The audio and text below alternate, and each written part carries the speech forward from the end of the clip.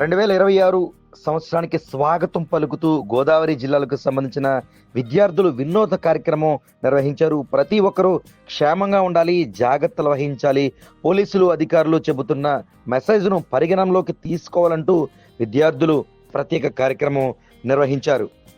గోదావరి జిల్లాలకు సంబంధించి అంబేద్కర్ కోనసీమ జిల్లా కపిలేశ్వరం సర్వరాయ ఉన్నత పాఠశాలలో ఈ విద్యార్థులంతా ఈ చక్కని కార్యక్రమానికి శ్రీకారం చుట్టారు. ముఖ్యంగా 2026 అంకెకు సంబంధించి ఆ అంకె మాదిరిగా డిజైన్ వేసుకుని విద్యార్థులంతా నుంచుని స్వాగతం పలుకుతున్నట్టుగా ఈ ప్రత్యేక కార్యక్రమం నిర్వహించారు.